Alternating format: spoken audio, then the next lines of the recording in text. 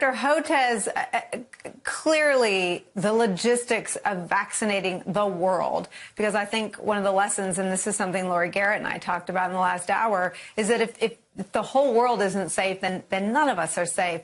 But talk about both aspects of Keir's reporting, the significance of vaccinations commencing today in the UK and the long, long road ahead. Yeah, a few things, Nicole. You know, everyone is talking about what a miracle the vaccines are, and they are a miracle in one sense. But, you know, sometimes people think that these vaccines just popped out of nowhere over a period of 4 months. And one of the things that I've been trying to explain to people, if they think vaccines are rushed, this is not a 4-month process. This is a 17-year process. The discovery and development of vaccines for coronaviruses began 17 years ago after SARS emerged in 2003. That was the first big pandemic coronavirus that started out of South China and shut down Toronto, Canada for a while. This is Brass Check recording this on Sunday, December 13th, as we rush into the ill-advised and fraudulent vaccination season. Where to begin with this? Well, first we have an idiot newscaster, sort of like a Rachel Maddow character or an Anderson Cooper character, who has absolutely no background in science or medicine whatsoever, but she's going to declare to the brain-dead American public that no one's safe unless everybody's safe. In other words, everyone's got to get this vaccination. Then we have this professional fraud, Dr. Peter Hotez, claiming that this vaccine has been in the works for 17 years. That's an absolute lie.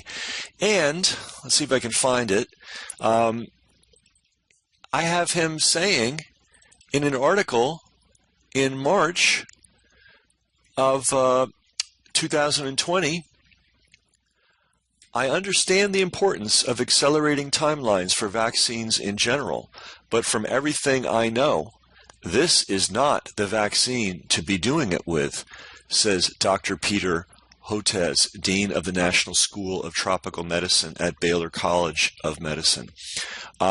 This guy is constantly in the media shilling for vaccines, and it's unreal. It's just unreal. And again, this is a Reuters article that I'm quoting from, and we'll put the link below.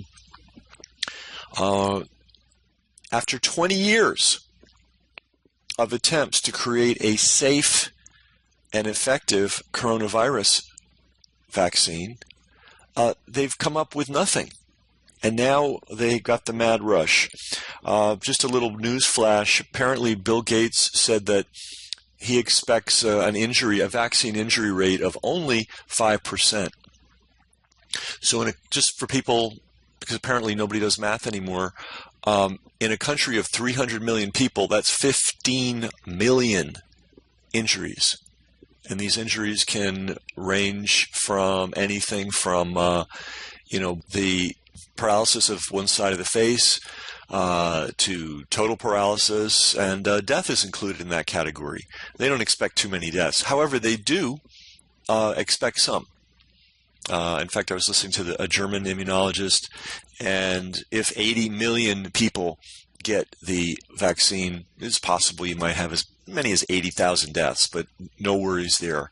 Last little bit on this, Hotez refers to the great original SARS fraud, during which the entire city of Toronto was shut down. What a disgrace that was. And we went into great detail with the late, great David Crow on that scam. You'll have to look through our archives to find it, or look through the internet. But David Crow, who unfortunately died this summer, did the absolute most thorough evaluation of the original SARS outbreak. And you know it's a fraud because, again, same thing. They had it in China. It was a problem. But then somehow when it came to the Western world lost its mind. Back with SARS-1, all they did was shut down the biggest city in Toronto for a month. causing, tens of billions of dollars of economic damage. This time they managed to shut down the whole world.